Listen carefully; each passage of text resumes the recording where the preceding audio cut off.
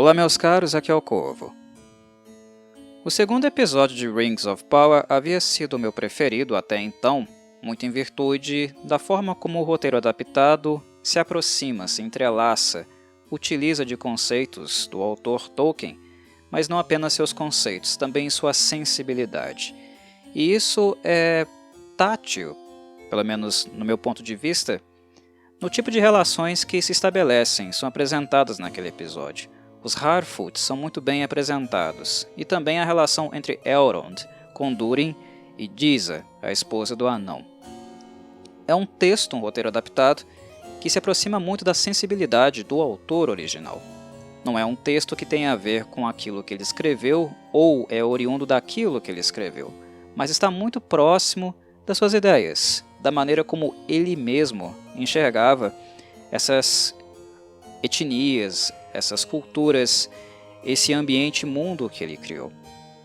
Então, de certo modo, embora eu tenha visto pontos positivos em outros episódios, e não apenas no segundo, o segundo havia sido o episódio que mais me deixou satisfeito ao término da apreciação, em virtude desse entrelaçamento muito mais sensível, mais próximo do espírito de um texto tolkiano, embora de fato não o fosse. Trata-se, de um texto novo, não é nada que o autor de fato tenha escrito. Isso não faz parte da história dos seus livros, da obra que ele deixou.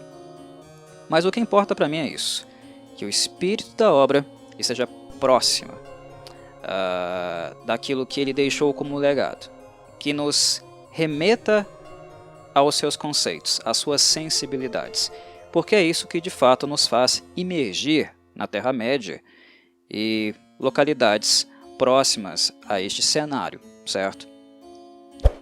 O episódio 7 veio para mudar isso. Agora, após assisti-lo, finalmente o vi, eu posso tranquilamente dizer que este episódio aqui é de longe o meu favorito da primeira temporada de Rings of Power. O que pode ser um pouco escandaloso, até digno de sustos, espanto para muitas pessoas, mas eu explico por quê. Muitos estão olhando o episódio do ponto de vista do épico, daquilo que decorre após o grande momentum, digamos assim, do episódio anterior, do sexto episódio. Algumas pessoas prezam pelo épico, por cenas incríveis, majestosas, ou por algo que de fato crie entretenimento do ponto de vista da adrenalina para quem está assistindo. Pessoas querem ver coisas grandiosas, especialmente em obras de fantasia. Mas tem algo além do visual que sempre me atrai para obras desse tipo, principalmente Dark Fantasy. Sentimentos. Sentimentos, tom. O modo como a obra se organiza em torno dos seus personagens e a que ponto nós conseguimos sentir o seu estado de espírito. É o que para mim difere obras apenas sensacionalistas, que têm um grande apelo visual, daquelas que podem ter isso também, mas que trabalham o espírito, a mente, a alma dos personagens e, de algum modo, nos aproxima sensivelmente dos mesmos, mesmo eles não existindo, sendo fruto de uma obra de ficção. Para mim, este é o diferencial. E nesse sentido, o episódio 7 de Rings of Power, para mim, foi aquele onde o roteiro foi mais maduro para que eu imergisse, de fato, no contexto. Foi necessário um ambiente de perda, de desesperança, de derrota, da total ruína, para que isso pudesse acontecer e alguns dos personagens que antes apenas eram estereotipados pudessem exibir mais traços relativos ao seu mindset, à sua psique, aos seus sentimentos. Dizer palavras que estavam entaladas ou que não eram ditas há muito tempo. E ao dizer isso, falar sobre isso, é claro que eu imagino que vocês estejam imaginando, pensando na Galadriel. Não vou só elogiar não, eu vou criticar também. Mas a Galadriel é um ponto de partida, mas tal questão da sensibilidade, do humor, do drama, não se finda apenas a ela. Esse episódio trabalha muito com emoções, e o ambiente é de pesar não apenas nas Terras do Sul, onde o mal, aquilo que não dá para ter de volta, digamos assim, a derrota total, não é só lá que isso acontece. O clima é de pesar em todos os âmbitos. Temos o pesar, claro, mais enfático nas Terras do Sul, mas ele também reside no arco dos Harfoots. Também há pesares ali. E, claro, na relação entre elfos e anões, e as tratativas que podem significar ou não a perpetuação dos elfos na Terra-média do modo como conhecemos, também há motivos para muito pesar. Inclusive alguns dramas familiares que antes estavam abertos, que nós percebíamos as feridas, mas não foram devidamente tratados, aqui essas feridas são vistas com mais profundidade. Claro, eu estou falando da relação entre o Durin III, o rei, com o seu filho Durin IV, o príncipe, o amigo que no caso considera Elrond como um irmão, como ele mesmo disse nesse episódio. É um episódio muito dramático, e o conteúdo do drama são sentimentos muito pesarosos, difíceis, não necessariamente muito positivos, mas é o que de fato humaniza os personagens, e humaniza todas as etnias em questão, todas as castas, as humanas, as élficas, as anãs, e também que diz respeito aos hobbits, os Harfoots aqui. Humanização é diferente de raça humana. O que eu digo a respeito da humanização é a capacidade que diferentes etnias, representações, mindsets têm de nos causar empatia.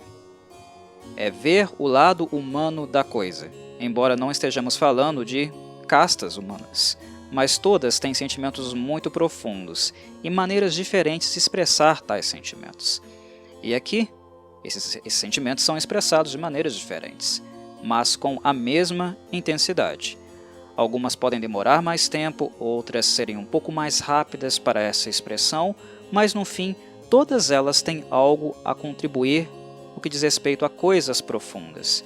Os sentimentos aqui são pesarosos, mas, como é típico esperado em dramas, às vezes esses sentimentos pesarosos, as tragédias, são boas condutoras para a transparência daquilo que há de oculto mais profundo ou que está entalado precisando ser dito e apenas aguardando o momento correto para as palavras finalmente serem libertas, saírem da garganta. Não é mesmo? O elenco de Rings of Power ele me agrada em algumas figuras, inclusive algumas figuras secundárias, que não têm assim tanto destaque, como por exemplo no pai da Nori, no Largo, ou então na Disa, que aparece muito pouco, né, mas quando aparece e contracena com Durin é sempre um espetáculo.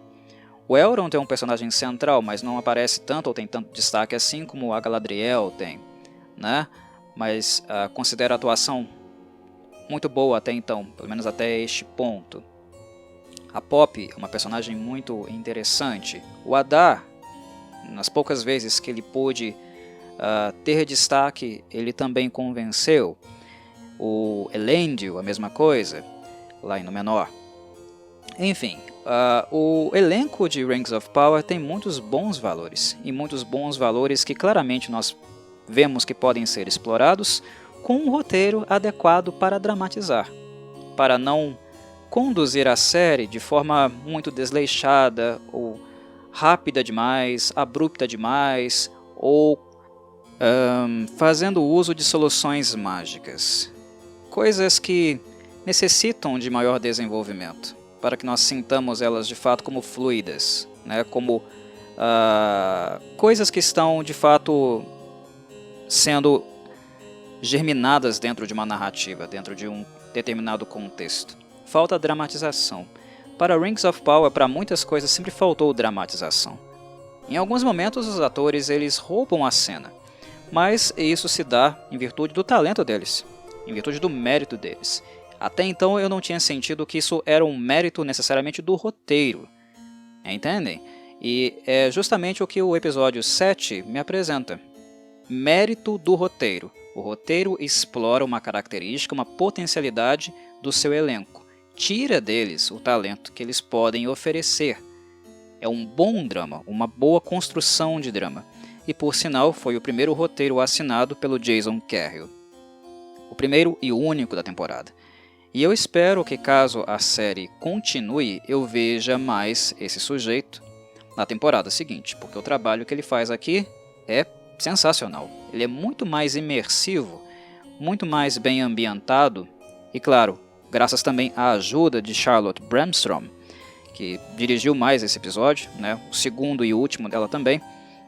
A dobradinha dos dois resultou em um episódio muito imersivo, com um tom que eu considero muito adequado, mas também muito voltado aos sentimentos. O texto escrito pelo Jason Carroll é bom, tanto da perspectiva do que sai da boca de um elfo, do que sai da boca de um hobbit, do que sai da boca de um anão. Muito bem escrito, muito de bom tom. E o tom está adequado com os sentimentos e situações, vivências de cada casta em seu devido arco. Muito adequado. E a Charlotte Bramstrom, no caso, a direção dela ajuda a potencializar essas sensações, esse sentimento na maneira como ela filma, o jeito como ela filma as expressões, como ela dá enfoque nisso. As cenas elas não são corridas, como nós vimos em alguns outros episódios da primeira temporada. O pesar, a respiração, o silêncio, tudo isso é captado, não apenas palavras, verborragia e corte, pula para outra cena. Aqui, aquele suspiro, aquele olhar para o nada, as expressões faciais de surpresa, satisfação ao encontrar alguém querido, ou de um pesar quando não se poderá ajudar o amigo, o irmão, ou o pranto, né? O choro de alguém que encontra alguém que perdeu ou alguém que está vivo e achou que havia perdido. Charlotte Bramstrom, ela filma valorizando aquilo que textualmente o Jason Carroll apresenta. Ele é muito bom para dramatizar, que é exatamente o que esse episódio aqui pede. Porque o cenário de Rings of Power, pela primeira vez, realmente pela primeira vez, é um cenário dark. É o episódio dark da temporada. Porque antes as sombras, a ameaça, a violência estava no horizonte, ou até mesmo se avizinhando, mas não havia chegado de fato. No episódio anterior, no final do episódio 6, essa sombra finalmente chega. O episódio 7 é o que resta do contato brusco, né, bárbaro, da explosão, da perdição e os escombros, o que resta disso, né? E como isso afeta também não apenas as Terras do Sul, mas como isso também deixa vestígios em outros contextos, como por exemplo nas Montanhas Enevoadas ou lá no Alvoredo, né? Nos Goblins, que inclusive encontram os alimentos, né? As frutas, as árvores, aquilo que eles utilizariam para sobreviver pela temporada, em mau estado, né? Queimadas, chamuscadas em virtude da grande explosão. Enfim, há uma certa costura, uma certa aproximação entre os arcos, embora eles sejam distantes e distintos. Há algo em conjunto acontecendo ali. E mesmo que de formas diferentes estejam sendo sentidas, esses efeitos colaterais causados pela chegada das sombras e com a força que elas chegaram, estão sendo sentidos coletivamente, mesmo a grandes distâncias, né? Mesmo com povos, grupos que ainda não se encontraram ou esbarraram. Isso aqui, novamente, é boa condução. É um bom modo, né? É um jeito competente de escrever, porque nós não sentimos um episódio como constituído de coisas fragmentadas. E isso aconteceu várias e várias vezes durante essa temporada aqui. Má escrita, né? E escrita também muito sem dramatização ou muito apressada, a ponto de nos impedir de estabelecer relação, conexão com os personagens de fato. Um episódio como esse facilita essas coisas. Nós chegamos a um episódio trágico, dramático, onde sobrou apenas os escombros, e aqui nós poderíamos estar sentindo muito mais pesar, estarmos muito mais emergidos sentimentalmente com os personagens, caso a série tivesse sido escrita dramatizada, como o Jason Carroll dramatizou aqui. Mas como é a primeira vez que nós temos um roteirista com tal talento, eu vejo talento nele, né? Inclusive achei uma pena ele não ter participado mais da série. A Jennifer eu gostei, mas eu acho que o Jason é melhor do que ela. Se nós tivéssemos tido um pouco mais disso, aqui nós estaríamos com um pesar talvez tão grande como dos personagens que nós acompanhamos nesses vários 6 episódios anteriores, né? Não é o caso, mas isso não impede de que eu sinta o tom do episódio mudando, ele assumindo uma característica que anteriormente ele não havia exibido na série como um todo. Aqui eu não estou chorando com os personagens, eu não estou pesaroso como os personagens estão, mas mesmo que as deficiências do passado não me permitiram sentir isso, o roteirista, o Jason Carroll, é bom o suficiente para que eu me sinta imerso nas cenas, que eu consiga sentir o estado de espírito de cada um deles.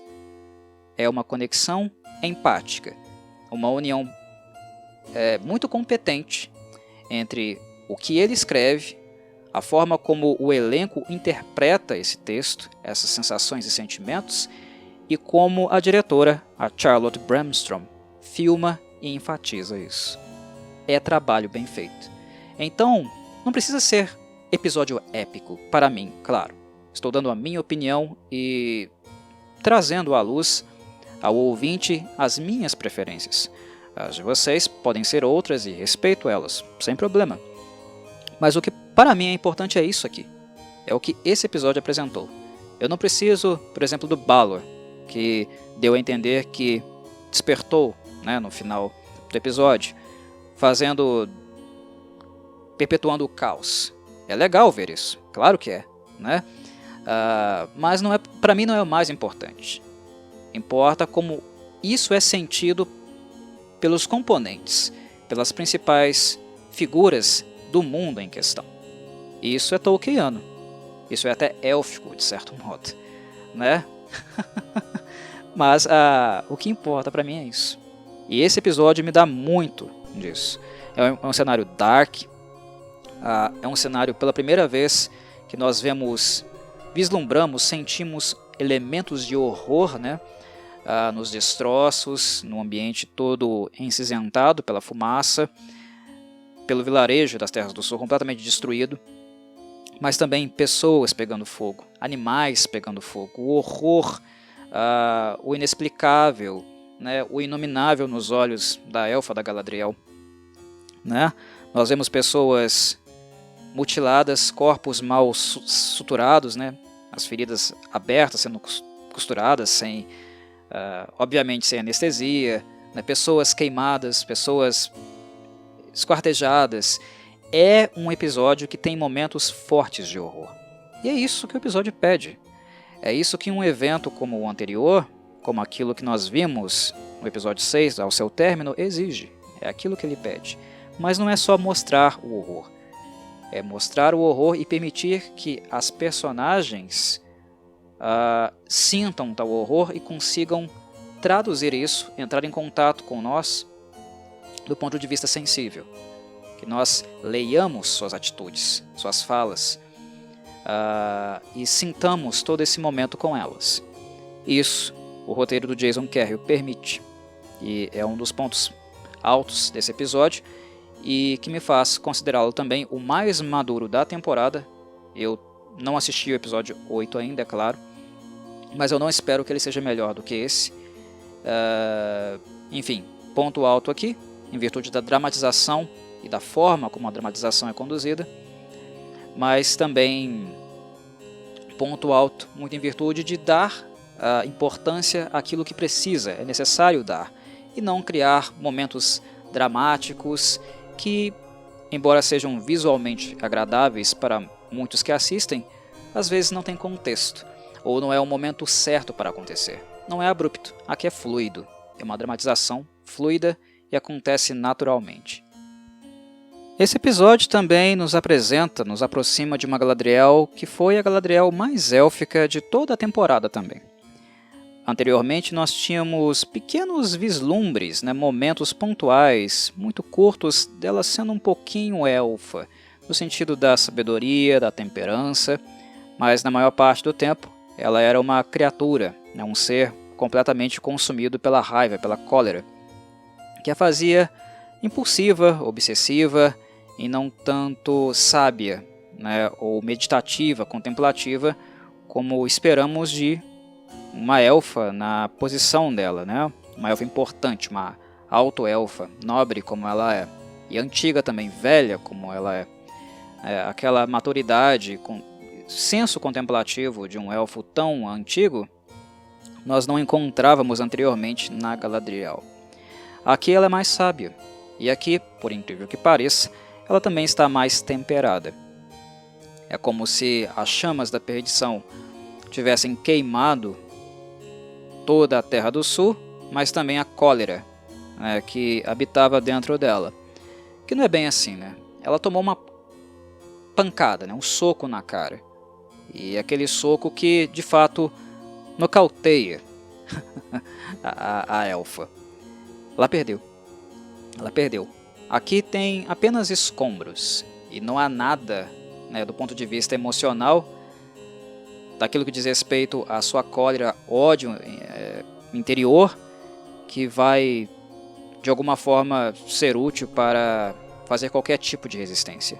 Não, já era, Ela perdeu. E além de perder, ela também é responsável, não totalmente, eu concordo com o Tio, não totalmente, mas ela é responsável parcialmente também por muitas vidas que foram perdidas ali. Ah, Corvo, mas pessoas morreriam mesmo ela não interferindo. Claro, mas outras mais morreram mesmo ela tentando interferir. Eu não julgo a Galadriel por ter tentado interferir. Era um compromisso moral, nobre da parte dela, interferir, tentar impedir, tentar salvar vidas. Mas o ódio era a pauta, A vingança pessoal e individual era o mais importante. A chama que conduzia o chamado de Galadriel contra as sombras, contra as trevas, era mais individual do que coletivo. Não era necessariamente uma postura nobre que ela estava tendo. Talvez se ela fosse um pouco mais temperada antes, fosse a Galadriel que nós vemos aqui, neste episódio, as coisas talvez tivessem sido um pouco mais positivas. Talvez o mal não teria sido evitado, mas as perdas teriam sido menores, menos baixas, ou a coisa talvez não tivesse acontecido do modo como aconteceu. Poderia ter acontecido de outro jeito, mas faltava tato, era muita cólera, muito ódio. O que nós encontramos no episódio 6 é uma Galadriel falando com um ódio tão profundo que ela expõe ideologias genocidas e não consegue valorizar, respeitar a vida como um elfo respeitaria, mesmo se tratando de vidas de orcs. É uma coisa que eu discuti lá no episódio 6 e, caso vocês tenham interesse, é só voltar lá. Não vou me aprofundar nisso não. Mas aqui, depois dos escombros, depois que as cinzas tomam conta de todo o ambiente natural, mas também da alma dos sobreviventes, a Galadriel, o que era resquício élfico e estava até então inibido pela fúria, pela cólera, emerge, aparece, minimamente, mas aparece, e com muito mais qualidade do que anteriormente. Claro, mérito do Jason Carroll, mais uma vez. O problema é que o texto dele é muito bom, mas pelo fato do texto dele para ela ser bom, e dos demais anteriormente não terem sido, aqui a sensação que nós temos é de uma quebra muito antinatural. É abrupto.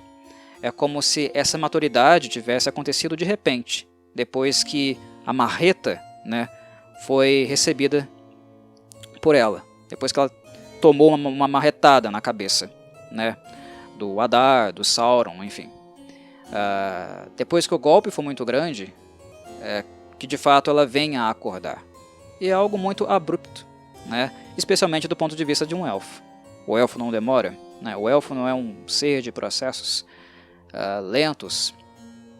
Não é um ser que tem uma postura contemplativa e que vê mais adiante, não apenas fisicamente, né, mas mentalmente, espiritualmente. Enfim, momentos abruptos são raros para elfos. Agir de maneira muito truculenta é algo raro para um elfo, mesmo nas circunstâncias que eles se encontram. E um exemplo disso é a postura dos demais elfos em relação ao que está acontecendo nas Terras do Sul. Todo mundo ignorou, né? Todo mundo que diz respeito aos elfos ignorou o que está acontecendo lá, menos a Galadriel. Ponto positivo para ela. Mas o ódio individual é o ponto negativo, que agora recai como pesar, né? Como culpa, como aparecimento de uma consciência das vidas que foram perdidas em virtude de uma condução não tão bem pensada, né? Não tão bem trabalhada como poderia ter sido. A ânsia, o ímpeto dela acabou se traduzindo no ímpeto dos demais, né? Como de Míriel, por exemplo, em virtude também do histórico que ela tinha com a Palantir, com aquilo que ela viu anteriormente. Mas é um ódio, né? Um movimento emocional forte, pungente e muito convencedor, digamos assim, né? Que movimenta pessoas que têm algum resquício de medo, de anseio, né? Algo a defender, algo que teme, né? Que poderá acontecer. Míriel era resistente, mas havia algo, né, na personagem, no histórico dela e em suas visões que eu não diria condicionava, mas pelo menos dava margem para ela escutar a elfa de algum modo, né? Mas tudo acontece de maneira muito abrupta, é muito rápido, né? E muito pouco pensado. Não se pensou nas consequências dessa empreitada. De certo modo, não agir era errado, mas de outro, aqueles que não queriam agir na tempestuosidade da Galadriel também tinham razão. Um equilíbrio, um meio termo seria o essencial. Ele não ocorreu. Então a temperança aparece apenas quando tudo já se perdeu. Tudo foi para o saco. E é nesse momento, justamente nesse momento, que também aparece, né, os primeiros momentos de uma Galadriel que nós de fato reconhecemos como Galadriel. Há muito mais ainda a se desenvolver, obviamente, né? Ela tem muito mais a ascender do ponto de vista da personagem, daquela Galadriel que nós conhecemos, né, como a Senhora da Floresta, a Portadora do Nenya. Está muito longe ainda, mas aqui nós vemos nela alguma sapiência. Mas, em virtude dos textos ruins dos episódios anteriores, textos no que diz respeito ruins para ela, para a personagem em si, o desenvolvimento aqui não é natural. É uma quebra muito abrupta. Uma marretada que ela tomou, como aquela que ela tomou, poderia causar desnorteamento, mas não o nascimento, né, o florescimento de uma sapiência, de uma temperança como nós vemos aqui. O texto do Jason Carroll é bom, o problema é que os anteriores não condicionaram, não fizeram uma transição adequada até chegar no dele, entendem? E isso é problemático, é um problema às vezes, né? O fato de uma série de TV, por ter muito a filmar, muito a escrever, trabalhar com várias pessoas que não necessariamente estão em diálogo contínuo, né, umas com as outras, trabalham de maneira separada. Pelo menos eu consigo enxergar essa fragmentação aqui. Eu enxergo perfeitamente isso. Se os textos anteriores conduzissem a Galadriel e conduzissem a Galadriel até esse ponto aqui, até esse momento do texto do Carroll, teria sido muito melhor. Mas, pela forma abrupta como acontece, eu vejo que não foi necessariamente o caminho traçado por eles. Porque a diferença aqui é assustadora. E o gosto, né, o sabor que nós temos, ele é agridoce. Ao mesmo tempo que, finalmente, a personagem está, entre aspas, acordando. A personagem está, de fato, entrando em contato com aquilo que há de mais élfico nela. Mas, ao mesmo tempo, o amargor fica, né, além desse doce, o amargor fica porque é abrupto. Não soa muito... Não sente-se, né, a coisa acontecendo de forma muito natural. Mas fora isso, a Galadriel que nós encontramos aqui é muito melhor do que dos episódios anteriores, porque ela é dramatizada para ser Galadriel de fato, uma elfa que não tem mais aquela chama. Eu não diria não tem mais, mas essa chama foi abrandada, né? O pesar das mortes, o pesar de ver os humanos serem mortos, o pesar de ver todo um ecossistema destruído, a fez entrar em contato com pesares antigos, a ponto de lembrar, né, do próprio marido, do Celeborn, que foi citado aqui pela primeira vez, que claro, ela acha que ele está morto, mas nós sabemos muito bem que ele não está, mas ela acha que está. Ela não o viu mais, né, depois que ele foi para a batalha. Ela lembra dele, lembra desse pesar. Claro, entra em contato novamente com o pesar que sentiu quando o irmão faleceu.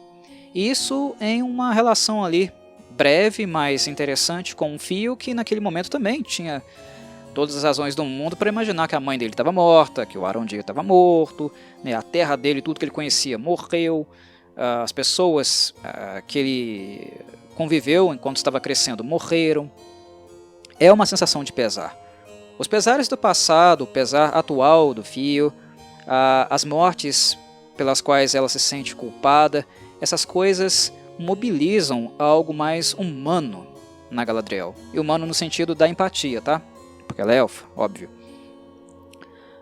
Isso faz ela se reconectar com aquelas raízes que talvez estavam estéreis em virtude do fogo, da chama da vingança, do ódio que a corroía por dentro. É abrupto demais, mas essa é a Galadriel que nós esperávamos surgir, né? E é algo que pode se esperar de melhor vindo a partir daí, dependendo da maneira como no futuro elas escreverem, né? No caso as roteiristas, os roteiristas, enfim, dependendo do modo como eles desenvolverem a personagem a partir daqui. Esse é o ponto, né? O marco da Galadriel para mim. O grande momento que, agora sim a personagem fica interessante. Agora sim talvez alguma coisa surja de positivo daqui. Porque apenas a chama, apenas o ódio anterior, era muito superficial, foi muito mal desenvolvido, né? Não foi muito bem dramatizado a ponto de nós, nossa, estou completamente envolvido por essa personagem, por aquilo que ela quer fazer. Entendo perfeitamente os seus sentimentos, estou com ela nesse movimento. O sentimento dela é compreensível, o movimento não, né? Muitas das vezes a Galadriel ela foi retratada como uma guria birrenta, né? E esse é o problema, não é essa imagem, não é essa postura, não é esse comportamento que a gente espera de uma elfa. Aqui nós vemos essa questão mais temperada, mais equilibrada, né? A dor, o pesar dela do passado volta, mas agora com a derrota, né, vem também o peso, né, o pesar, a culpa, né, um pouco de consciência em relação àquilo que ela disse, aquilo que ela fez, a ponto de algumas coisas, né, alguns dos venenos que a contaminavam, a consumiam, terem sido revistos de forma abrupta, repito, abrupta, mas mais desejável do ponto de vista de quem ela é. Um exemplo interessante é quando ela fala que sobre os orcs, né? O tio fala que queria matar os orcs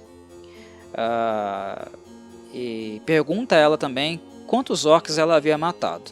Ela responde, muitos, né? E ele fala, bom, muito bom. E nesse sentido ela não o repreende, ela didaticamente, né, o instrui a ser alguém temperado. Ela diz, né, você não devia falar, ou não devia associar, alguma coisa assim, você não devia associar atos cruéis a um adjetivo bom, né, a uma coisa boa. É mais ou menos o que ela diz aqui, né. Não, tio, você está com raiva, eu entendo, né, você quer vingança, eu entendo, mas é aquele negócio, eu já estive no seu lugar. E eu já estive ontem, né, entre aspas, ontem eu estava no seu lugar. A que hora ela não está mais? É abrupto, não é natural, mas é mais condizente com aquilo que a gente espera dela, entendem? Eu já estive no seu lugar, e não, crueldade não é o caminho. Não se deve associar crueldade com uma coisa boa, falar sobre isso como se fosse uma coisa boa, mesmo que estejamos falando de um orc. No episódio anterior, poucas horas atrás, o que ela havia falado com o Adar? Qual tinha sido a postura dela com o Adar? Vou matar vocês, vou encontrar cada orc que existe nesse mundo, matar todos eles na sua frente, para que você tenha o sabor, né, o terror, o desgosto de saber que você é o último, e aí só depois eu vou matar você. Foi algo nesse sentido, algo com esse desenho, né, com essas qualidades que ela havia dito na cara do Adar. A elfa que nós encontramos nesse episódio e a elfa do episódio anterior são completamente diferentes. Essa elfa aqui é excelente. A anterior que é problemática. E o problema é que o contraste entre a anterior com essa aqui, a transição é ruim. O texto do Jason Carroll aqui, no caso, o roteiro dele é excelente. O problema é a transição. Não é compatível. E uma transição que não pode ser tão abrupta assim. Esse é o pecado de Rings of Power, de maneira em geral. São introduções abruptas, são momentos de finalização, de encerramento também abruptos, né? E, de certo modo, nós sentimos que os trabalhos da equipe como um todo são bem fragmentados. Quando elenco, roteirista e diretora, aqui foi diretora, né? No caso, trabalham de forma mais simbiótica, né? De maneira mais próxima, nós temos um resultado muito mais satisfatório. O drama aqui ele enriqueceu muito em virtude disso. Mas enfim, finalmente a Galadriel, como qualquer expressão de uma elfa respeitável, começa a surgir aqui. É o nascimento dela, de fato, né? De uma elfa respeitável. Não sei se vai continuar assim, mas eu gostei muito do que eu vi aqui, dessa mudança. Embora essa transição abrupta me incomodou um pouco, ok? A mudança, ela acaba sendo sentida como artificial. Mas repito, não é culpa do roteiro do Jason Carroll, é culpa dos anteriores. Muito bem. Uma coisa também que me chamou a atenção um pouco no arco, né, que diz respeito às Terras do Sul, foi a cegueira da Miriel. E quando ela ficou cega de fato, a primeira coisa que eu me lembrei, a primeira coisa que eu recordei, foi das palavras do pai dela, antes dela ir para a Terra-média. Ele diz que na Terra-média apenas as trevas aguardavam pela Miriel. Vocês lembram disso? Assistindo esse episódio, e agora encontrando a rainha dos Númenóreanos, cega, aquela cena, para mim, se conectou completamente com esse momento. É quase como algo profético. Isoladamente, lá atrás, talvez fosse uma cena qualquer, né? Fosse uma expressão, a fala de um homem louco, adoentado mentalmente, o que de fato ele está adoentado, né? A Palantir o deixou adoentado, mas anteriormente nós não conseguíamos, né, pensar ou fazer uma conexão necessariamente com um tom profético naquela fala. Quando ele fala de trevas na Terra-média, né, nas sombras da Terra-média, que era apenas isso que esperava, aguardava a Miriel, o pai dela não estava necessariamente falando apenas, né, do ressurgimento das sombras, né, do Sauron, né, do que iria acontecer ali. Mas quando ela fica cega, nós temos a noção, né, eu acho que é possível fazer essa conexão de que o pai dela viu mais coisas do que nós estávamos vendo. Algo nas palavras dele podem ser loucura, né, fonte de um adoecimento mental, mas talvez sejam revelações, né, fragmentárias, né, pouco claras para quem está ouvindo, daquilo que talvez ele tenha enxergado na Palantir. Eu fiquei muito assim pensando nisso, quando ela ficou cega. Pensei, caramba, então quer dizer que aquilo que o pai dela disse para ela sobre sombras na Terra-média, só trevas na Terra-média, talvez não tenha sido apenas relativo ao que aconteceu nas Terras do Sul, na explosão da montanha. Talvez o pai dela tenha visto a cegueira dela na Palantir. Talvez ele já soubesse que a filha iria, né, para a Terra-média tentar ajudar os humanos, né, que ali viviam nas Terras do Sul. Eu fiquei pensando bastante nisso. A Palantir, ela, uma pedra, né, um artefato muito traiçoeiro. Tem muita coisa que não se cumpre, né, porque não é um destino em linha reta, automático, que vai ser daquele jeito certinho. Eu falei sobre isso lá no episódio, né, que ela apareceu, ela foi revelada. Mas ao mesmo tempo, nesse amálgama, né, nesse monte de revelações, tem algumas coisas pontuais, perturbadoras, que mesmo que os condicionantes sejam diferentes, a tendência é que a coisa aconteça. Isso é interessante na Palantir. Eu penso, né, pelo menos eu interpreto, julgo no caso, que talvez o pai dela tenha visto essa cegueira, né, ela perder a visão. E levando em consideração aquele momento com o pai na cama e ela sendo guiada aqui pelo Elendil no episódio, né, perguntando se as sombras, né, as cinzas já tinham desaparecido quando eles já tinham saído do centro, né, do epicentro da explosão. Não deixa de ser um momento bem dramático, interessante e, né, mais esclarecedor do ponto de vista de onde eles queriam colocar essa questão.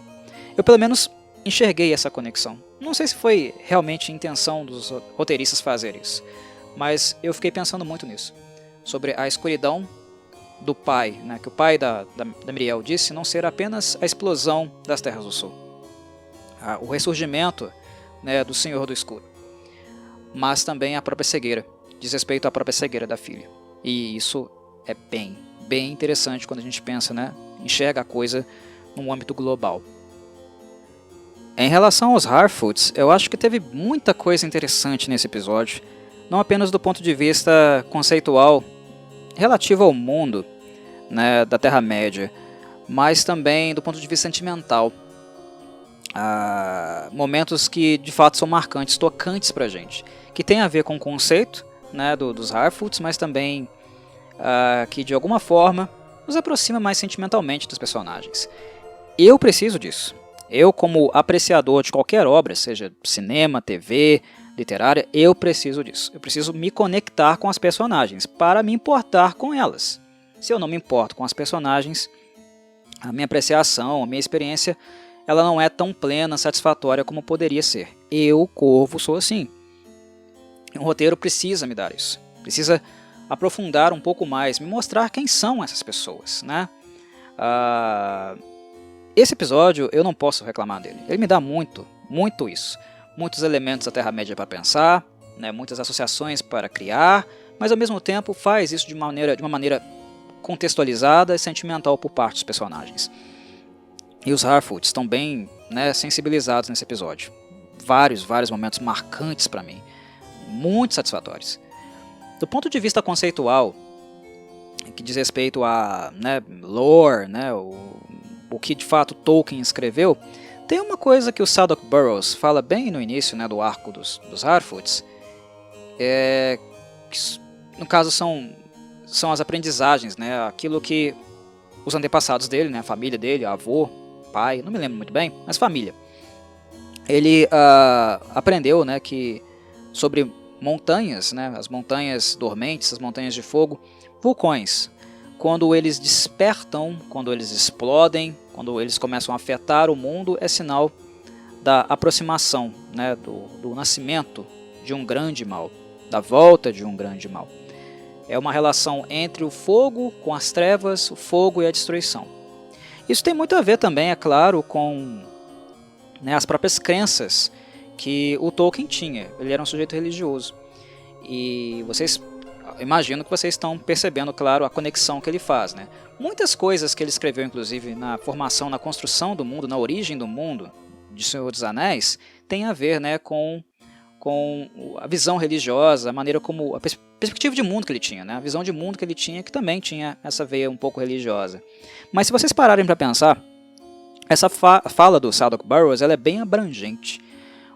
O mundo do Tolkien, né, os momentos do mundo do Tolkien é sempre cercado de alguma forma de explosões, né, de grandes cataclismas, e que envolve realmente chamas, né?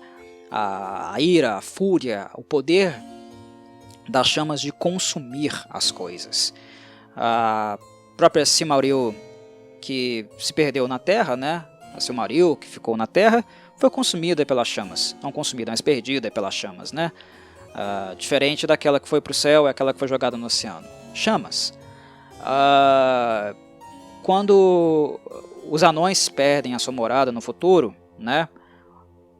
Quando nós encontramos Moria completamente aos destroços no futuro, lá na Terceira Era, o Balor aparecendo, novamente, chamas. Quando as Terras do Sul se transformam em Mordor, a grande explosão, chamas, né? Aqui nesse episódio mesmo, quando aquela baforadora de fogo lá ataca os Harfoots, né? Acaba com toda a colheita deles e também com as carroças, chamas. Tolkien tem uma relação com as chamas bem pejorativa, tá? E eu pelo menos noto uma clara associação das chamas com o mal, né? Das chamas com a escuridão, né? Com uma ferramenta da escuridão. O próprio Anel, né? A forja dele é em quê? Chamas. Chamas, né? Montanha da Perdição. Onde ele é destruído? Chamas. Mas de onde ele nasce? Chamas. Forja, né?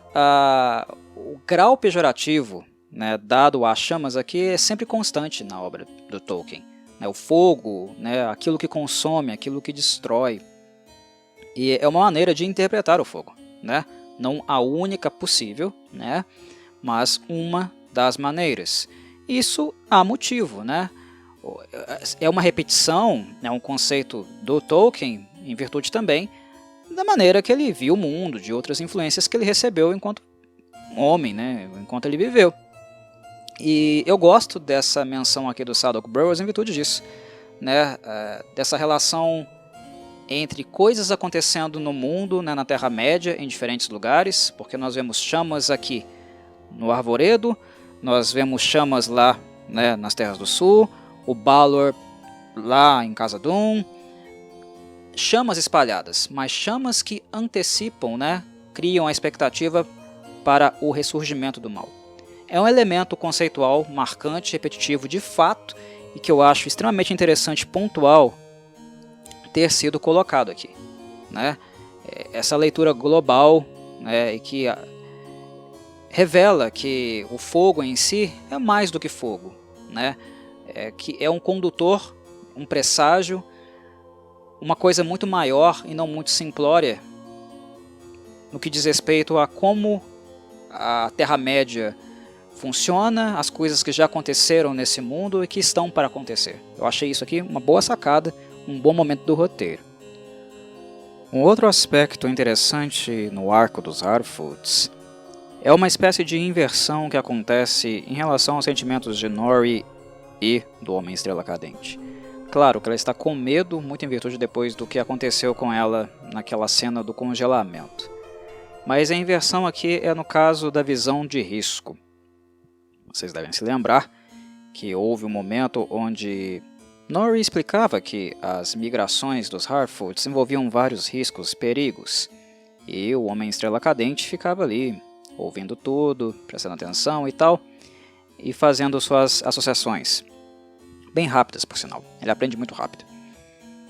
Houve um momento onde ele olhou para Nori, né, um pouco preocupado, bem sensível, nós notávamos o sentimento dele no semblante, e disse para ela: eu sou um risco, eu sou um perigo. E ela automaticamente disse: não, não, você está aqui para ajudar, você ajuda, você não é um risco, você não está aqui para nos prejudicar. Desmentindo, tentando quebrar com o conceito dele. Só que aquilo que o Homem-Estrela Cadente percebeu não diz respeito apenas a coisas triviais, cotidianas, mas também aquilo que habita no seu ser, o grande poder que emana dele. E ele tem uma compreensão muito maior sobre isso, embora desnorteado, ainda perdido, ainda se encontrando neste meio desde que caiu do céu. Ele tem uma compreensão muito maior do seu real poder, potencial, do que os demais, mesmo desnorteado, mesmo ainda perdido em tese. E a relação de risco, né, o fato de ser um risco, ele enxergou e associou muito bem, porque a questão do risco não envolve necessariamente se ele quer bem ou mal os Harfoots. se ele é inofensivo ou não. Do ponto de vista moral, é claro. E isso ele é, né? Do ponto de vista moral, ele não quer machucar ninguém ali. Ele não quer destruir ninguém, ele não é agressivo, ele não é violento. Porém, a força que ele carrega, o poder que ele carrega em si, é gigantesca. É um poder muito grande, né? Que emana do ser dele. E o Homem Estrela Cadente ele não é capaz de controlar esse poder. A Nori, lá atrás, ela ainda não tinha presenciado, sentido na pele, esse poder tão grande que emana dele e que inclusive deixa ele angustiado. Mas agora sim ela conhece, agora sim ela pôde ver. Porque além das maravilhas que ele é capaz de fazer, com o seu poder, com o uso da magia, né, esse poder ele escapa do controle dele em algum ponto. Ele não tem perfeito controle. Magia é algo complicado, magia é algo complexo, não é tão simples de manejar. E o Homem Estrela Cadente ainda está desnorteado, ele ainda é verde para a questão. Pode ser que ele melhore em algum ponto, ele vai melhorar porque tá bem na cara, né, que trata-se de um mago. Dá para fazer essa associação, né? E agora que tudo meio que já esclareceu, já tomou o rumo na série, dá para dizer com certeza, né, que ele se trata de um tipo de mago. Mas ele é verde. Ele é verde ainda, em termos de experiência, né, do que ele está fazendo. Ele não está no seu potencial total de domínio, de controle. Inclusive os sentimentos dele são muito fortes também, né? E magia e caráter emocional é algo que caminha lado a lado, né? Se um lado não está bem, o outro tende também a ficar caótico. Se os seus sentimentos não estão bem controlados, se habita algum tipo de angústia em você, né? Como é o caso dele, né? Ele está à procura de alguma coisa, ele tem um motivo, um propósito, ainda não revelado, mas tem, e ele sente essa necessidade, essa responsabilidade. A angústia dele também tende a afetar, de certo modo, tudo que é mágico, que parte dele, né? Que se expressa através dele. E o poder disso é gigantesco, né? Então, mesmo que em pequenos momentos, e não de maneira tão catastrófica, poderia ter sido, mas não foi, congelar o braço da Nori, aqui fazer as árvores reviverem, ele conseguiu, né? Depois nós vemos que ele de fato consegue, ele tentou, mas a magia tem seu próprio caminho, seu próprio tempo, seu próprio percurso, então demorou um pouquinho mais, aconteceu. Mas a expressão dela, de alguma forma, traz algum perigo, né? Traz algum risco. E são esses riscos que a Nori começa a perceber. Ela não se afasta dele porque, nossa, ele é maligno, né? Ele é mau, né? Uma força temerosa que me intimida. Não, é porque a força é descomunal. Não é o personagem que é descomunal, é a força dele. A força dele é gigantesca, é descomunal demais aquele poder. É o poder que intimida. E é um poder que para eles, né, para os olhos de um Harfoot, pode fascinar, tanto que fascinou a Nori de algum modo, mas ao mesmo tempo intimida, porque você não sabe o que vai vir daquilo. O que pode vir é a salvação, como aconteceu quando ele salvou as meninas e mais a Malva, né, do ataque das bestas, mas pode causar outros problemas no decorrer do percurso, né, como o braço congelando, né, o galho que caiu, quase caiu em cima da Nori, da irmãzinha dela, enfim, coisas assim, né? Essa noção de risco, de um poder muito grande que coloca os outros em perigo, é uma temática não necessariamente nova, né? Isso já foi trabalhado em inúmeras obras. É uma questão sempre que se repete, né, em contextos onde há um personagem muito exótico, muito diferente, e que por mais que ele obre bem, há alguma característica, né, algum aspecto dele que, de certa forma, se não for bem controlado, se não for bem dosado, pode colocar aquelas pessoas que ele mais se importa, né, mais tem afeição, como nós vemos aqui que já aconteceu, ele gosta muito da Nori, né, mas mesmo assim o poder dele pode colocar a Hobbit em risco.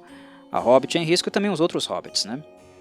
A Nori teve esse reconhecimento mais tardio. Ela demorou, mas ele percebeu lá atrás. Eu sou um risco, né? Mas é interessante que, mesmo acontecendo tudo o que aconteceu, ela fez aquela pontuação. Ela é importante. Você é um risco, né? Você não é um risco. Na verdade, ele é, mas ele não é só risco. Ele é risco, mas ele não é só isso. E ele não precisa ser só isso, né? Ele tem outras potencialidades também, além do grande poder que emana dele. Isso foi uma intervenção dela que, mesmo acontecendo tudo o que aconteceu, mesmo ele se tornando um risco agora para os hobbits, por causa da dimensão do poder dele, não foi uma colocação errônea mesmo assim, né?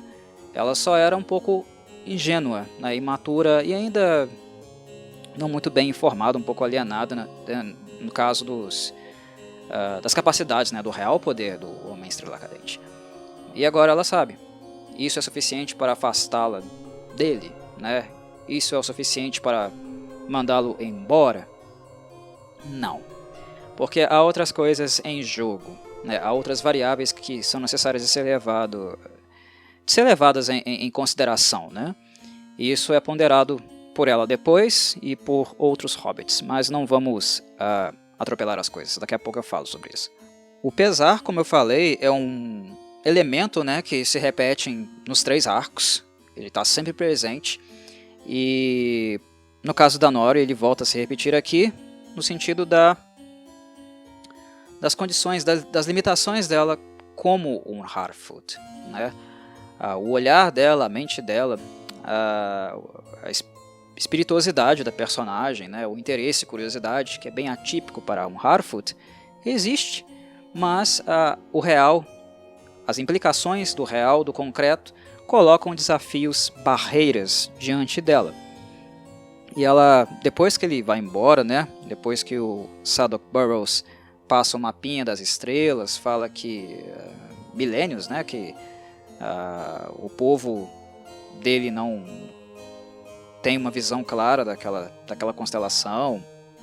Depois que o Homem Estrela Cadente, em virtude do risco, do poder gigantesco e do medo que os Harfoots começaram a sentir dele, foi convidado, né, a seguir seu caminho, a Nori ela fica pesarosa. Até porque os momentos que ela passou com ele foram não apenas de amizade, mas também de descoberta. Descoberta, inclusive, de si mesma. São experiências únicas e que, provavelmente, né, longe dele, ela jamais poderia ter novamente. E é um momento pesaroso, quando ela fala: agora eu entendo, mãe, eu sou apenas uma Harfoot, e isso é tudo que sempre serei. São palavras pesarosas, são palavras fatalistas, mas é um descompasso entre o desejo, né, a projeção que ela tem de ser alguma coisa além de uma simples pequena nômade, né, e as imposições do real. Ela desejava ser isso, ela via algo importante, um sentido, um propósito que de fato existe, né? Ela não sabe o que é, mas de fato existe. O Homem Estrela Cadente não está ali por acaso, não é à toa. Mas ser hobbit e estar diante desse poder gigantesco não é algo muito fácil. Não é algo que foi pré-determinado também. Ninguém ensinou isso a Harfoot, nenhum. Isso não está pronto. Não é uma receita de bolo, né? Não é algo que eu posso ir ali num livro, num manuscrito, né? Ou em uma história oral, passada de geração para geração, aprender a lidar com isso. Não, isso é novo. Isso é completamente novo para ela, para todos os Harfoots envolvidos. Então o dilema que implica ou em aprender, ou em enfrentar esse risco, ou a voltar aos velhos hábitos.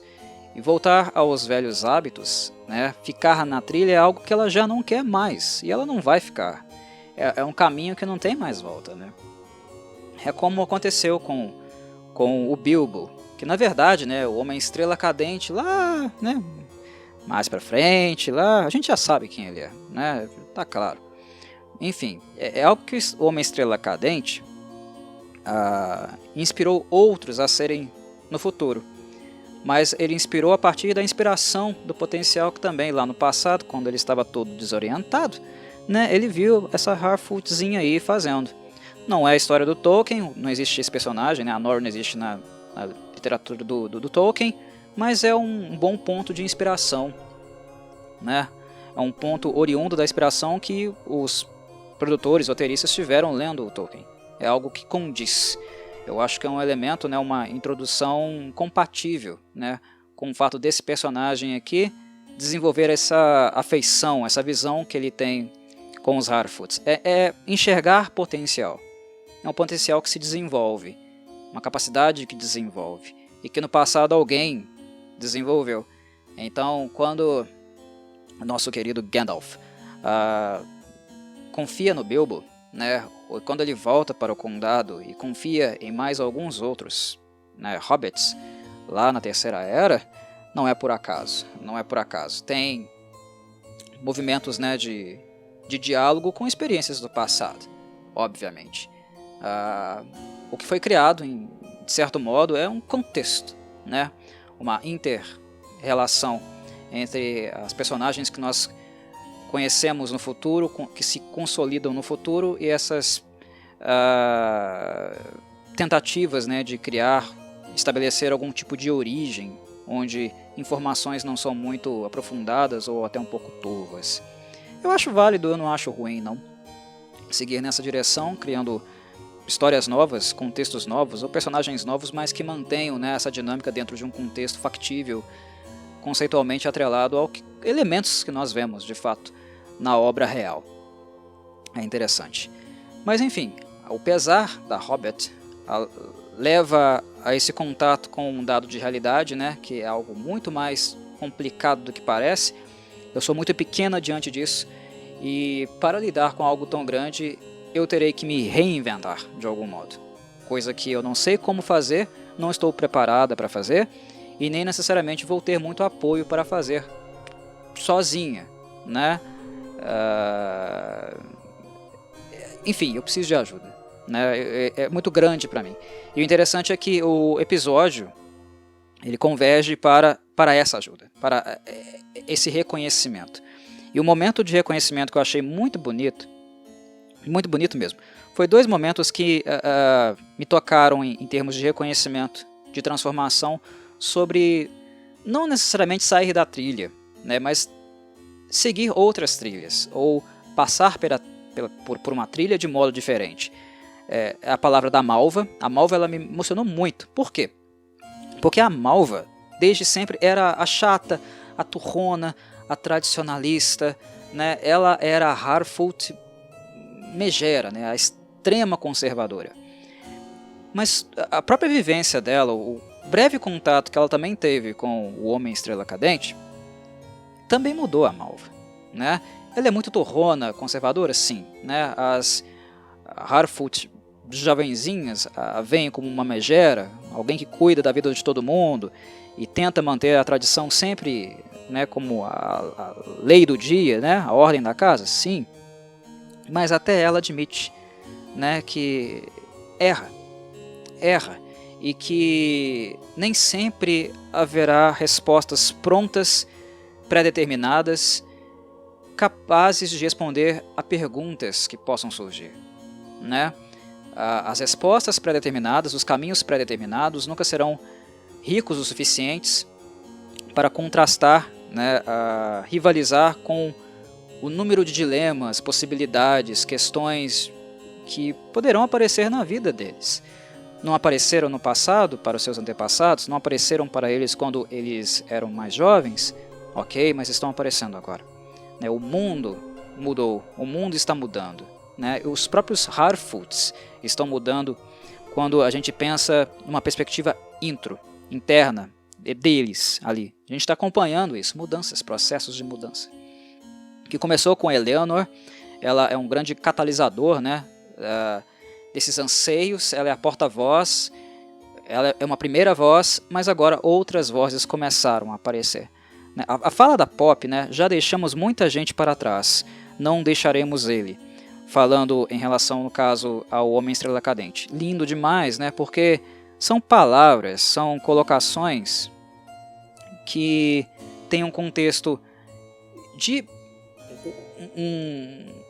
um sujeito porta-voz que fala em nome de mais de uma pessoa, né, mas ao mesmo tempo entra em contato com elementos da própria biografia dela.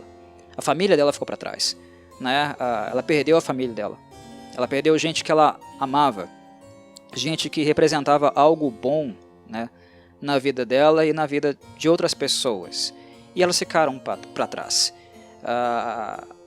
O questionamento disso, diante de um grande acontecimento, né, diante de um grande milagre, que são coisas que o Homem Estrela Cadente está realizando a todo momento, milagres, magia, né, árvores mortas queimadas voltando a dar frutos.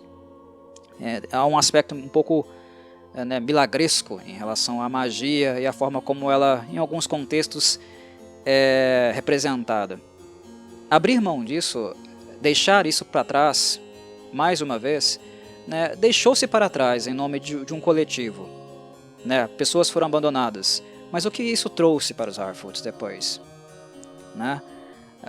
Quando se coloca na balança, personagens como a Poppy, que já perderam muito e já abriram mão de muita coisa, resolvem desafiar, ir contra a maré. Né? A maré, no caso, o que chamamos de tradição. E quando ela tem o apoio de uma malva, por exemplo, que quase morreu ao lado dela e foi salva, né, por esse milagreiro, digamos assim, entre aspas, claro, né, esse mago, é muito bonito, é muito bonito.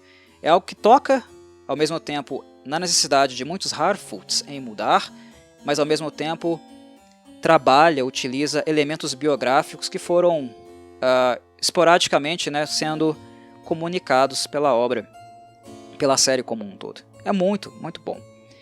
E um outro momento também que me chamou muita atenção foi na postura do Largo Brandyfoot, depois que a baforadora, né, usa a chama da tocha dele, amplifica e destrói completamente as carroças, a colheita, tudo que eles possuíam, né, que é basicamente decretar a morte deles, porque eles trafegaram por muito tempo, né, de um lugar a outro, com suprimentos suficientes para poder fazer isso, e agora eles não têm absolutamente nada.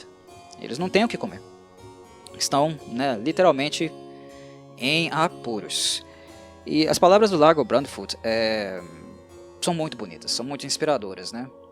Quando ele reconhece que, mesmo com os problemas, mesmo sendo cabeças duras, né, como outras etnias, né, outras raças da Terra-média são, eles têm algo que é importante, algo que é único em relação a todos os povos. A capacidade de, mesmo pequenos, mesmo frágeis, né, se manterem unidos, e unidos à enorme força que eles conseguem extrair, né, que eles conseguem expressar. E isso nos Hobbits sempre me tocou, sempre me emocionou muito. E é algo que nós podemos ver, né, em basicamente todos os momentos de retratação dos Hobbits que o Tolkien fez. Né, os Hobbits, por exemplo, da trilogia do Anel, são uma expressão disso. São criaturas pequenas, né, seres frágeis, mas a lealdade, a maneira como eles contribuem e ajudam uns aos outros, é magnífica. E potencializar isso, né, estar juntos uns dos outros, dando esse suporte, né, continuando a caminhar, independente da intempérie, é algo que inclusive pode mudar os antigos caminhos, né, mudar inclusive a trilha e o modo de seguir essa trilha. É um discurso muito emocionado, enquanto os outros, né, compreensivelmente estavam cabisbaixos, né, sofrendo, purgando tudo que tinha acontecido, a perda deles. Embora ninguém morreu, eles estavam fadados a morrer de fome. É um discurso inspirador e que também inspira esses outros elementos, essas outras pessoas, né, a saírem da trilha, a fazer o que é certo, a pelo menos uma vez não abandonar, não deixar alguém para trás. Juntos eles têm força, se não para superar a intempérie, pelo menos para dar algum trabalho, né, para a morte, a miséria, a indignidade, tomar uma vida que está ali frágil, precisando de ajuda e que, embora tenha grandes poderes, como é o caso do Homem Estrela Cadente, não tem necessariamente a melhor das orientações, ele está sozinho, né? É uma discussão, né, um momento de reflexão interessante, essas vivências que nós acompanhamos ali dos Harfoots. Eu gostei muito. E, para variar, né, os Harfoots sempre são um ponto alto da série para mim. Sempre foi. Sempre fiquei muito satisfeito com tudo que eu vi em relação a eles. Para fechar, temos que falar, é claro, das tratativas relativas ao acordo, suposto acordo que seria firmado, né, entre elfos e anões, no que diz respeito à suspeita que o Gil-galad tinha em relação ao Mithril ser uma rocha, né, um metal criado a partir da ramificação de uma Silmaril, né, depois que ela foi atingida por um raio. Eu não gostei desse conceito, não gostei mesmo. E eu já falei sobre isso em podcasts anteriores. No episódio, de fato, onde isso acontece. E quem quiser voltar, consultar as minhas considerações, está gravado aí no canal, está na playlist.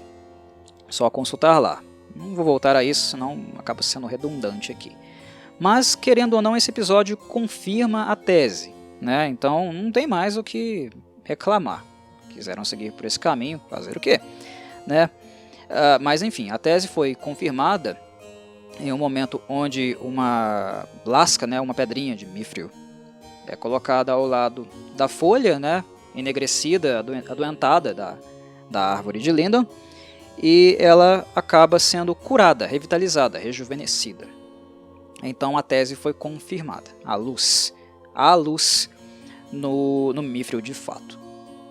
Porém, embora isso seja um elemento importante e uma proposta feita por parte dos elfos negada, né, o pai do Durin III acabou decidindo não ajudá-los nesse sentido e forçando-os a lidar com a própria mortalidade.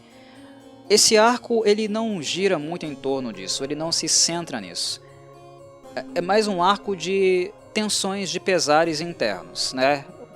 Ele se foca mais na possibilidade do fim de uma longeva amizade, né?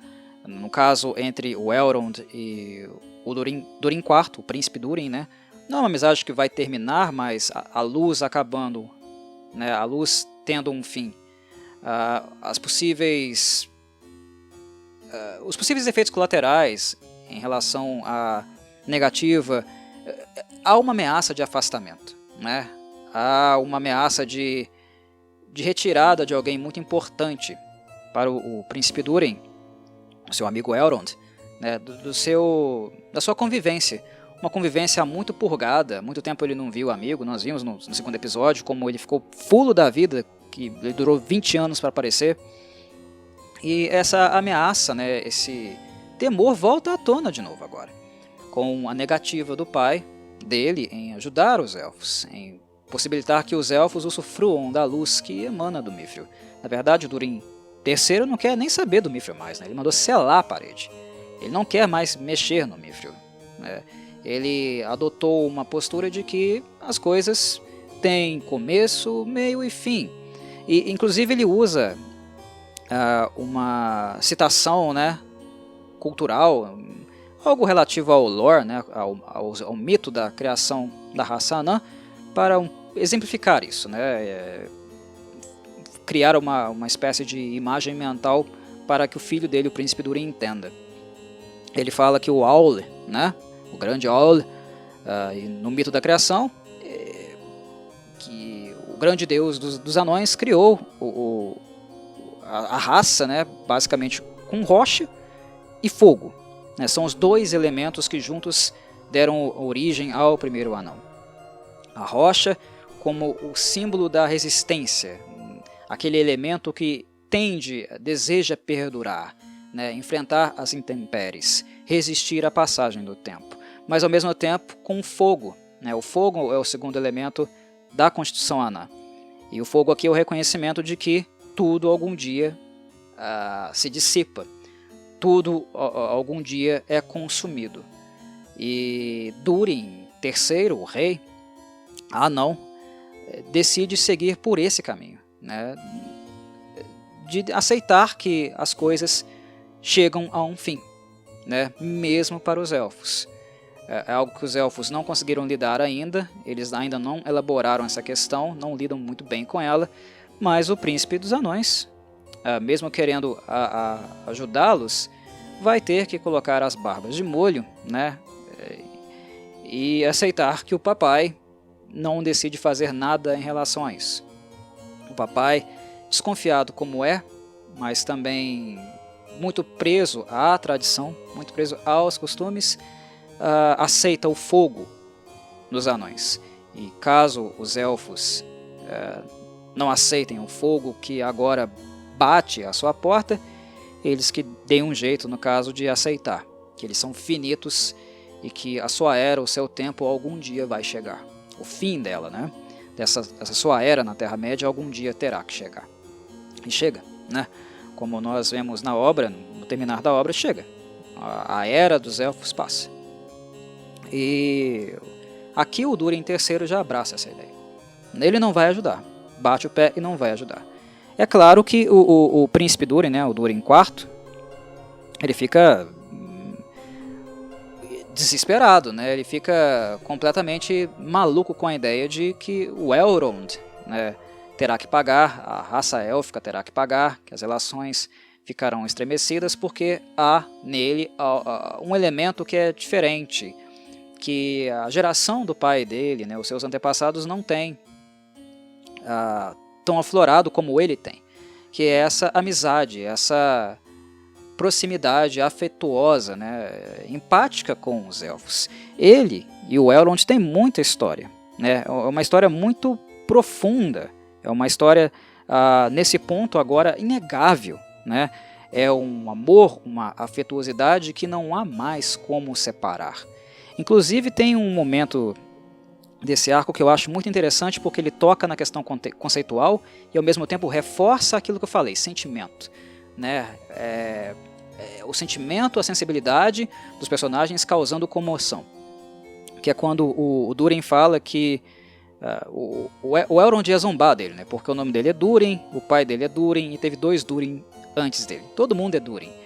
O Elrond ia fazer uma piada e o Durin IV, o príncipe, amigo, interrompeu e falou, né? Sei que você vai zombar, não sei o que. Mas saiba, caro Elrond, que nós todos temos nomes secretos, nomes importantes especiais, mas porque são únicos e especiais, nós só revelamos para aqueles que são muito próximos, ou seja, nossa família, né? Irmãos, irmãs, pais, são nomes únicos que os anões têm, embora possa a seus olhos parecer que nós todos temos o mesmo nome. Embora carregar o nome de um pai seja, né, um grande motivo de orgulho.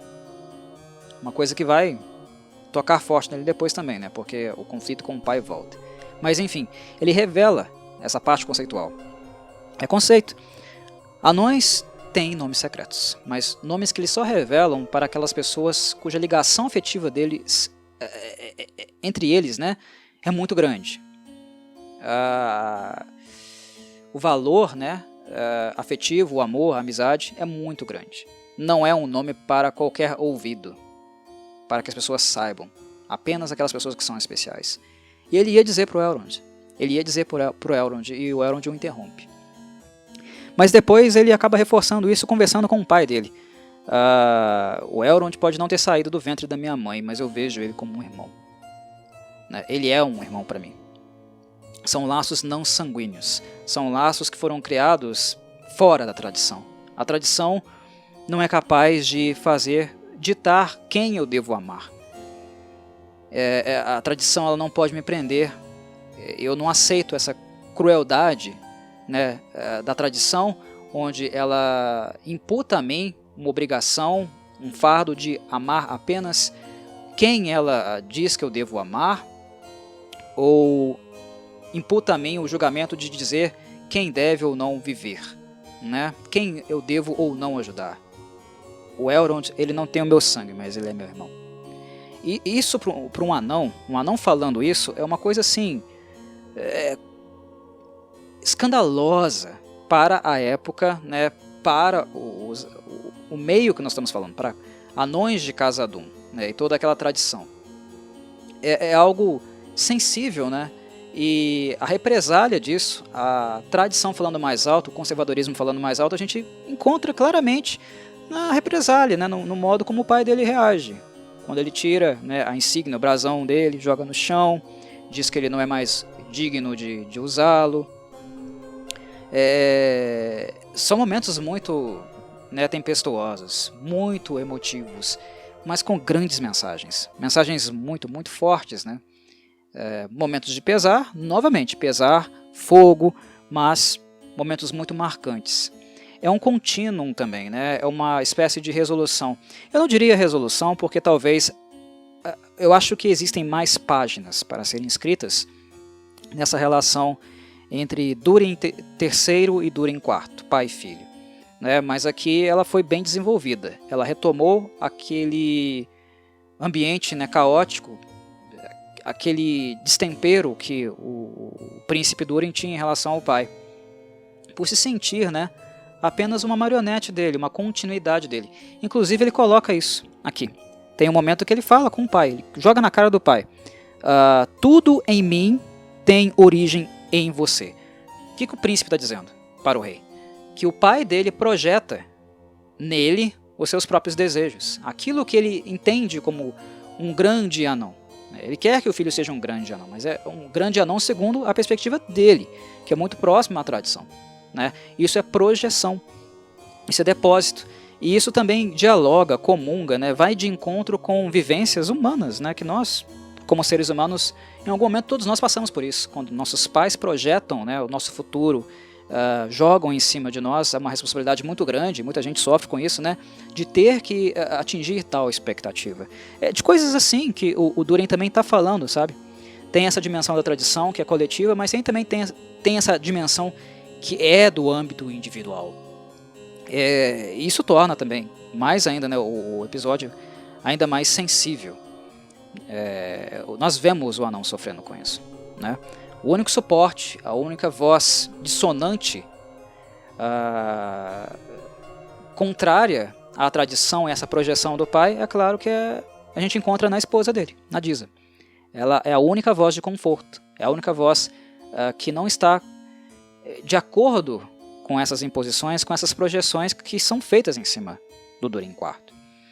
E nós temos que levar também em consideração que são pesadas, são projeções muito pesadas, muito significativas, porque ele é o príncipe, ele é quem continua a tradição. Quando o pai joga, né, o brasão dele no chão e diz que ele não é mais digno disso, quando o pai dá as costas para ele, isso para qualquer filho é pesado. Imagina para um anão que disse há pouco, né, que carregar o nome do pai é uma grande honra. E agora imagina, não apenas para um anão, mas para um príncipe anão, para um herdeiro do trono, o quanto isso é pesado. É triste, é desolador, né? Muito, muito triste, muito pesada aquela cena. E a gente só não vê, né, o anão ali, o Durin, o príncipe Durin no caso, chorando, né, abrindo um berreiro, porque ele é um anão. É só por isso. Mas por dentro ele chora. Por dentro ele chora, e são lágrimas de sangue. É muito doído, né? Muito, muito dolorido. E o grande suporte, né, isso explica muito porque ele casou com ela, é a Disa. Ela é a anã que canta para a montanha, que tem uma relação muito mais sensível com a rocha, além daquela relação que o fogo estabelece, como, né, valoriza, no caso, o Durin pai, o Durin III, o rei. Né? Isso explica muito demais.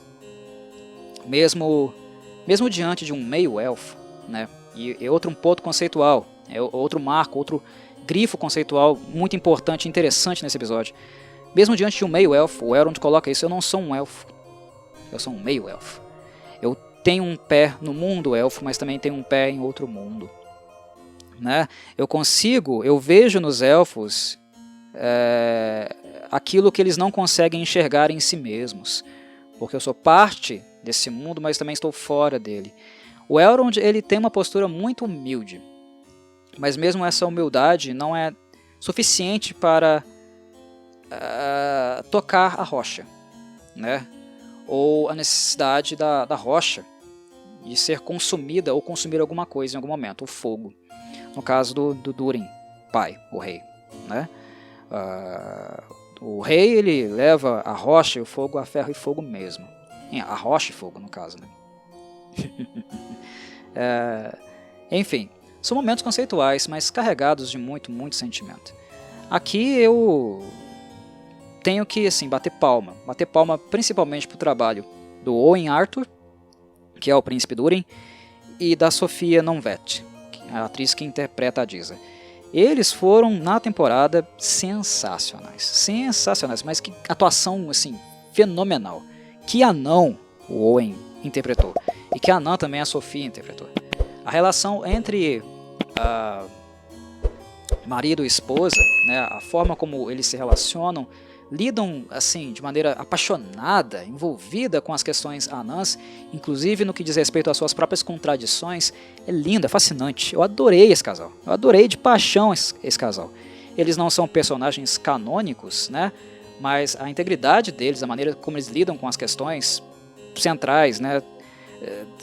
Da rigidez, da tradição anã, é maravilhoso. É maravilhoso. Sem falar, claro, com aquelas questões que extrapolam a própria tradição, que são exibidas, né, nesse contato com uma cultura diferente, que no caso é a cultura élfica. Owen Arthur e Sofia Non-Vett, que maravilhosos esses dois foram, né? Que química entre eles, que casal eles foram. A gente nem precisou muito dos pititinhos, né, dos filhinhos deles, para assim, né, nos comover, ampliar esse sentimento de forte união de família que os dois estabeleceram. Lindos, atuaram muito bem na série como um todo. Mas enfim, acho que eu cheguei a falar demais, né? Para variar, falei demais, foi até para além daquilo que eu pretendia. E eu acho que para esse episódio aqui, esse 7º episódio, que até então é o meu preferido, não assisti o 8 ainda, não tenho grandes expectativas. Talvez esse episódio aqui, de fato, tenha sido o meu episódio favorito da primeira temporada de Rings of Power. Grande episódio, porque tem um grande roteiro, né? E é uma diretora que também sabe explorar toda a dramaticidade e sentimentalismo, né? E não falo isso em sentido pejorativo, muito pelo contrário. Uma diretora que sabe explorar muito bem isso, a maneira como ela dirigiu. Muito bem mesmo. Tanto a direção quanto o roteiro, que agora sim exploraram bastante, né, o potencial cênico, emotivo que o elenco tinha a oferecer.